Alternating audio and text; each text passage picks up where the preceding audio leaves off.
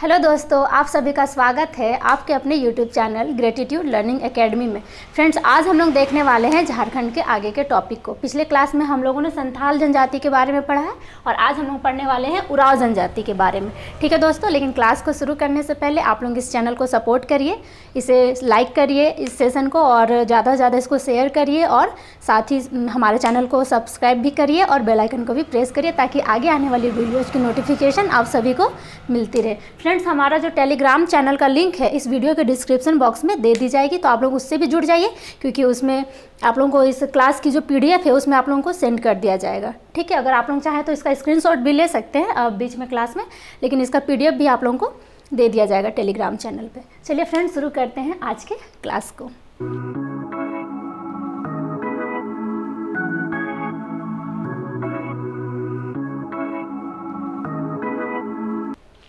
चलिए, सबसे पहला जो जनजाति था वो था संथाल। संथाल के बारे में हम लोगों ने पिछले क्लास में पढ़ लिया है। ठीक है, तो आप लोग उस वीडियो का जो प्लेलिस्ट मतलब उसका लिंक जो है उसको हम आप लोगों को इस वीडियो के लिंक में दे देंगे। ठीक है, तो आप लोग उसको एक बार देख लीजिएगा। संथाल के बारे में पहले पढ़ाया जा चुका है। तो चलिए आज हम लोग उरांव के बारे में शुरू करते हैं। ठीक है दोस्तों, देखिए उरांव जो जनजाति है, देखिए झारखंड में कुल 32 प्रकार की जनजातियाँ पाई जाती है। झारखंड का अगर हम लोग देखें तो झारखंड में 32 प्रकार की जनजातियाँ पाई जाती हैं, लेकिन हम लोग इन 32 प्रकार की जनजातियों में मुख्य जो जनजाति हैं उनके बारे में हम लोग अच्छे से डिटेल में पढ़ेंगे, जो एग्ज़ाम में जिसके बारे में पूछे जाते हैं। जैसे कि जो सबसे पहले जो जनजाति थी संथाल, उसके बारे में मैंने एक डिटेल क्लास आप लोगों को दिया हुआ है और आज हम लोग शुरू करेंगे उरांव के बारे में। तो देखिए, जो उरांव जनजाति है वो झारखंड में दूसरे नंबर पे जनसंख्या की दृष्टि से सबसे बड़ी जनजाति है। ठीक है, उरांव जनजाति झारखंड की एक महत्वपूर्ण जनजाति है। ठीक है दोस्तों, और ये जनसंख्या की दृष्टि से झारखंड की दूसरी सबसे बड़ी जनजाति है। ठीक है, दूसरी बड़ी जाति है। देखिए, झारखंड में जितनी भी जातियां पाई जाती हैं उनमें संथाल सबसे अधिक संख्या में है, संथालों की संख्या सबसे अधिक है। दूसरी संख्या उरांव जनजाति की है। ठीक है, और इनकी जो जनगणना 2011 के हिसाब से अगर हम लोग देखते हैं तो इनकी जो कुल जनसंख्या है वो है 17,15,618। ठीक है, ये 17,15,618 जो जनसंख्या यहाँ पे लिखा गया फ्रेंड्स, ये 2011 के जनगणना के अनुसार है। ठीक है, जो कि कुल जनसंख्या का झारखंड में जो कुल जनसंख्या है उसका 19.85% है। लगभग अगर हम लोग इसको मान के चले तो ये 20% के बराबर है। तो ये बहुत ही बड़ी जनसंख्या हो जाती है। ठीक है दोस्तों, चलिए, और इनका जो निवास है झारखंड में, झारखंड राज्य के किन किन जिलों में ये पाए जाते हैं अगर उनको देखें तो ये मुख्य रूप से रांची, जो कि झारखंड राज्य की राजधानी है, पलामू, लातेहार, हजारीबाग जिले में, सिंहभूम तथा संथाल परगना में। ठीक है दोस्तों, इन एरिया में ये जो उरांव जनजाति हैं ये मुख्य रूप से पाई जाती है। इसके अलावा भी ये कुछ जगहों पे छिटपुट मात्रा में है, लेकिन इनका जो सघन, जो अगर बोला जाए कि सघन विस्तार कहाँ पे है, किन राज्यों में, तो किन जिलों में है, तो ये रांची है, पलामू है, लातेहार, हजारीबाग, सिंहभूम, संथाल परगना। ठीक है दोस्तों, चलिए अब आगे देखते हैं। इनका तो हम लोग देख लिए कि निवास क्या है और ये झारखंड में इनका क्या महत्व है। अब हम लोग इनका समाज को देखते हैं और इनके मुख्य पेशा को देखते हैं। ये अपने आजीवन को चलाने के लिए, अपने जीवन यापन के लिए ये किस पेशा को अपनाते हैं। तो देखिए, इनका जो मुख्य पेशा है दोस्तों वो है कृषि। ठीक है, ये कृषि कार्य करते हैं, परंतु इसके साथ ही साथ ये क्या करते हैं, शिकार पे भी निर्भर हैं। ठीक है दोस्तों, तो आप लोग इसका मुख्य पेशा पे अगर क्वेश्चन आए तो आप लोग इसमें कृषि और शिकार दोनों ही आपका इसमें सही आंसर होगा। ठीक, चलिए इनके समाज को हम लोग देखते हैं। इनका जो समाज है दोस्तों, उरांव का जो परिवार होता है वो पितृसत्तात्मक होता है, अर्थात इनके जो परिवार में मुख्य जो हेड होते हैं इनके घर में वो पिता होते हैं। ठीक है, इनके घर में अगर किसी तरह का कोई डिसीजन लेना हो तो इनके घर में जो डिसीजन है वो पिता के द्वारा लिया जाता है। ठीक है, परिवार का जो सबसे हेड होता है वो पिता होते हैं। ठीक है, तो इनमें पितृसत्तात्मक इनका समाज है। और इनका भाषा देखिए, ये भाषा एवं प्रजाति दोनों के हिसाब से ये द्रविड़ भाषा एवं प्रजाति के परिवार में ये आते हैं। ठीक है, द्रविड़।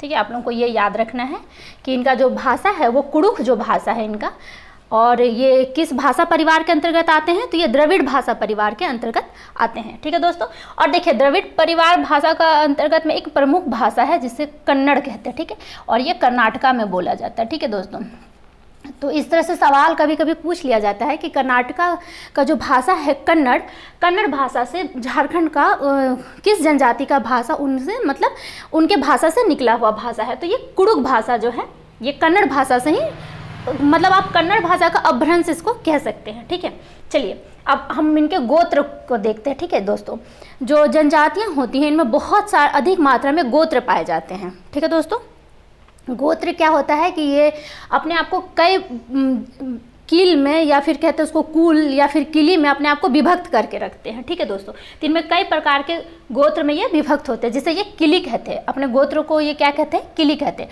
और इस किली के अंतर्गत बहुत सारे गोत्र आते हैं, जैसे कि एग्जाम्पल के लिए यहाँ पे मैंने कुछ कुछ गोत्र को लिखा है, जैसे लकड़ा, तिरकी, मींज, करकट्टा, ये सब और भी बहुत सारे हैं, लेकिन मैंने यहाँ पे कुछ कुछ इंपॉर्टेंट को लिख दिया। जैसे कि आप लोग कभी किन्हीं का नाम सुनते होंगे तो उनके टाइटल में इस तरह से रहता है लकड़ा, तिरकी, मींज, करकट्टा, तो आप लोग इससे पता जान सकते हैं कि वो जो लोग हैं वो उरांव जनजाति से संबंधित हैं। ठीक है दोस्तों, चलिए और इसमें एक इम्पॉर्टेंट बात है यहाँ पे कि देखिए उरांव खुद को अपने भाषा में कुडुख कहते हैं। ठीक है, कुडुख का मतलब होता है मनुष्य, मतलब ये अपने आप को मनुष्य कहते हैं। ठीक है, और इन्हें ये जो उरांव जनजाति है इन्हें धांगर भी कहा जाता है। ठीक है दोस्तों, उरांव जनजाति को क्या कहा जाता है?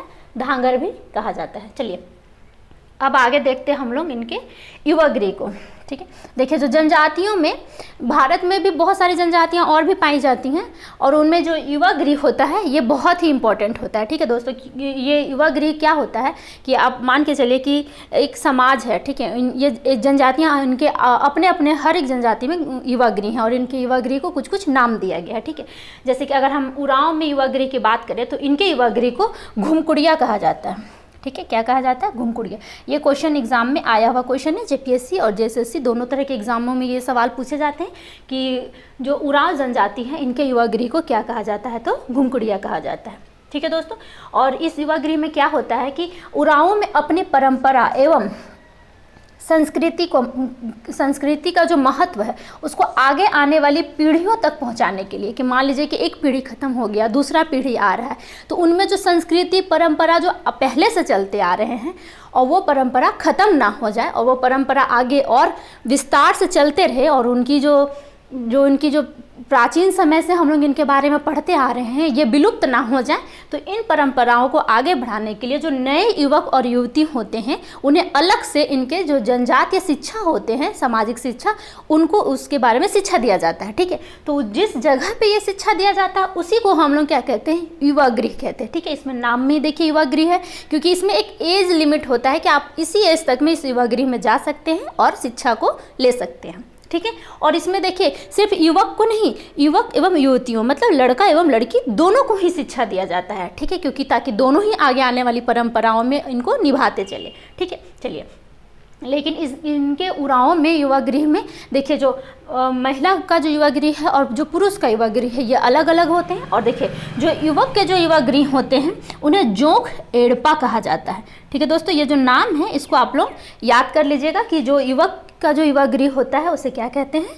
जोंक एड़पा कहते हैं। ठीक है, और इसकी जो देखभाल करता है, इस युवागृह की जो देखभाल करता है उन्हें धांगर या महतो कहते हैं। ठीक है दोस्तों, ये देखिए ये दो चीज़ है, इसको आप लोगों को याद रखना पड़ेगा कि युवक के युवागृह को जोंक एड़पा कहा जाता है और इनके जो मतलब देखभाल करते हैं, जो इनके मतलब कि क्या बोलते हैं, इनको केयर टेकर टाइप का जो होते हैं उनको धांगर या महतो कहते हैं। ठीक है, चलिए अब जो युवती होते हैं, जो लड़कियों का युवागृह होता है उन्हें पेल एड़पा कहा जाता है। ठीक है दोस्तों, क्या कहा जाता है? पेल एड़पा। देखिए इस तरह से नाम ना क्वेश्चन एग्जाम में पूछे जाते हैं कि पेल एड़पा क्या है, जोंक एड़पा क्या है, तो आप लोग इसको याद रखिएगा। देखिए युवतियों के युवागृह को कहते हैं पेल एड़पा और इनकी जो देखभाल जिनके निगरानी में होता है उनको धांगरीन कहा जाता है। ठीक है, क्या कहा जाता है? धांगरीन कहा जाता है। तो आप लोग इस सब नाम को याद करते चलिएगा। ठीक है, चलिए अब हम देखते हैं ये जो उरांव जनजातियां हैं उनमें विवाह का क्या है प्रोसेस। ठीक है, जो जनजातियां होती हैं उनमें विवाह का भी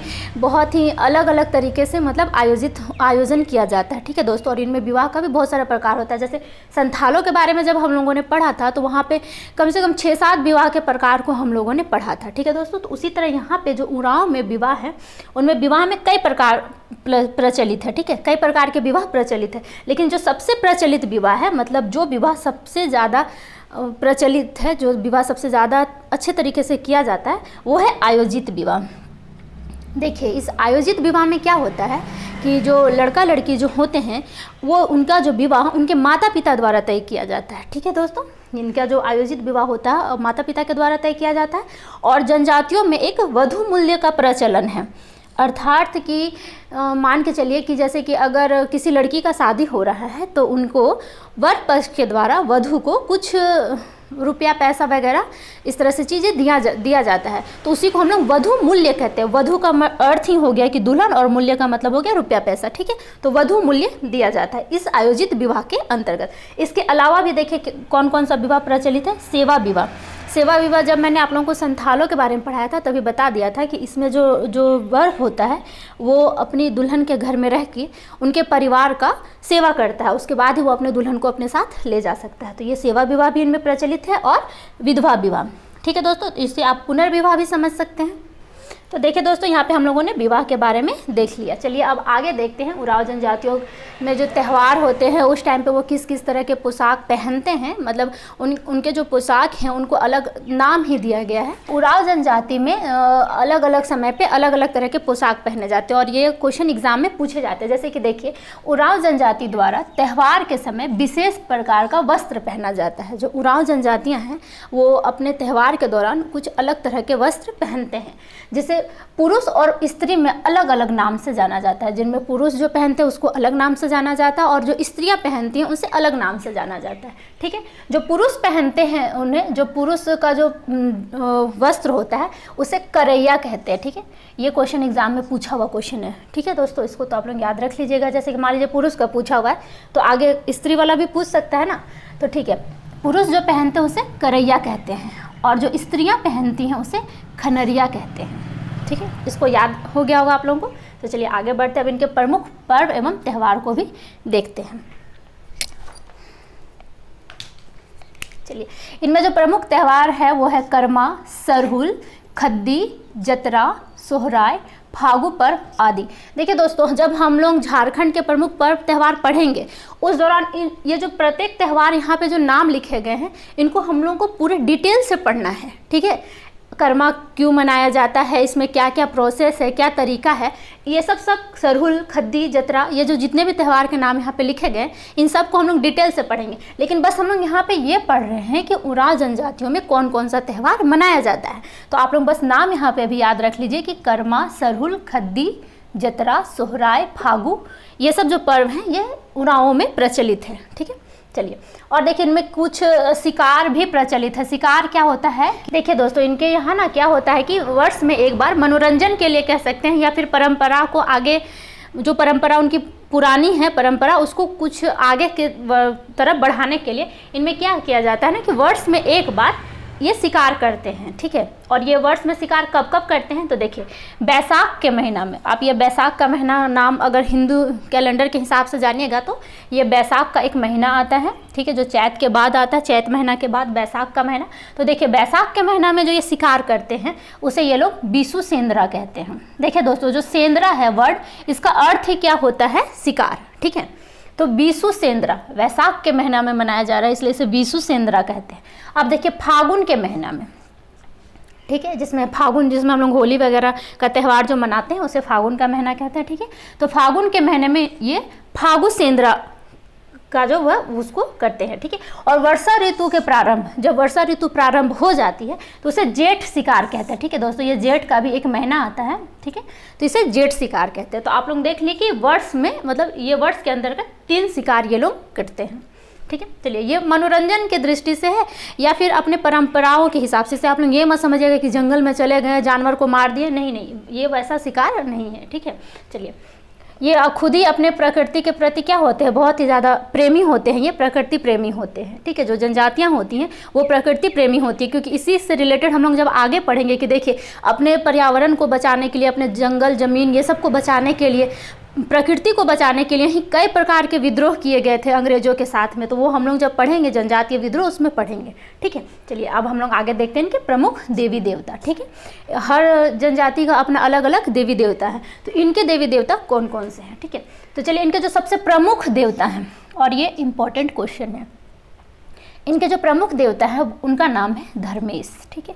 इनके जो प्रमुख देवता है उनका नाम है धर्मेश, जिसे ये लोग धर्मे भी कहते हैं, ठीक है। कहीं कहीं पे धर्मे भी आ जाएगा कभी लिखा हुआ, कभी धर्मेश भी लिखा हुआ आ जाएगा, ठीक है। तो ये जो धर्मेश देवता हैं ये किस चीज़ के देवता मानते हैं ये लोग, तो इन्हें ये सूर्य के देवता मानते हैं, ठीक है। सूर्य से हर किसी को क्या मिलता है, ऊर्जा मिलता है। सूर्य से ही हम लोग क्या करते हैं, अपने दिन रात प्रकृति का सब कुछ जो है ये सूर्य पे ही निर्भर है, ठीक है।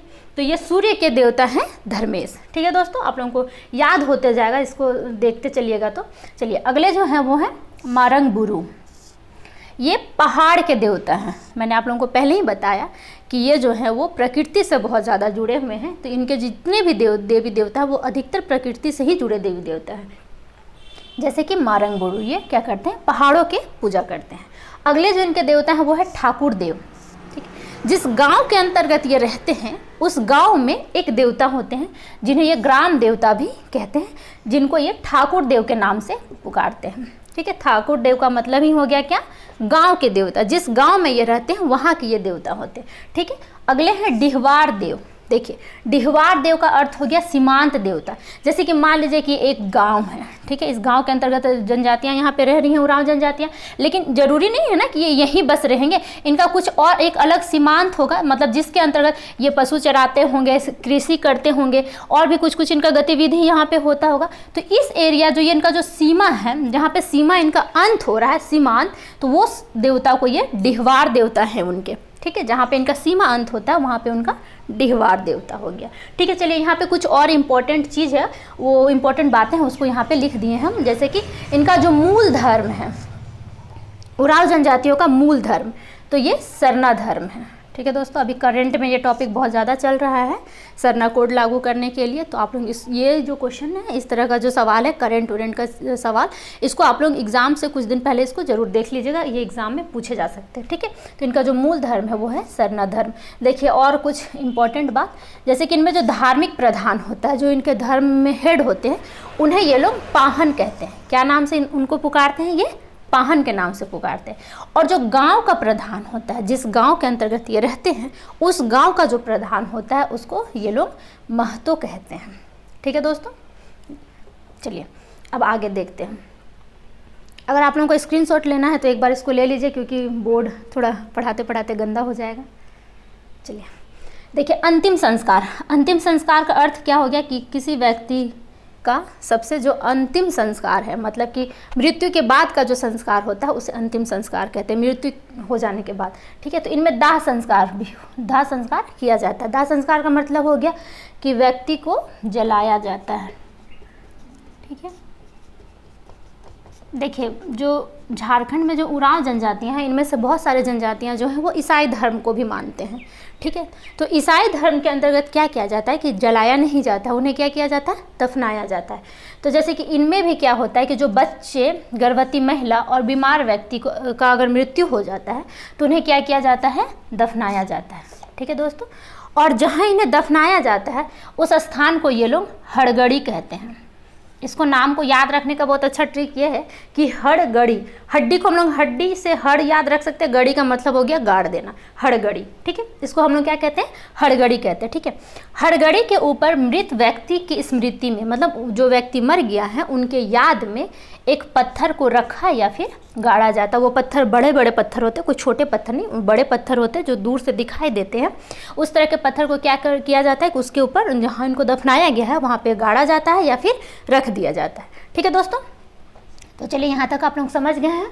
तो आगे देखते हैं इनके कुछ और संस्कार रह गए हैं।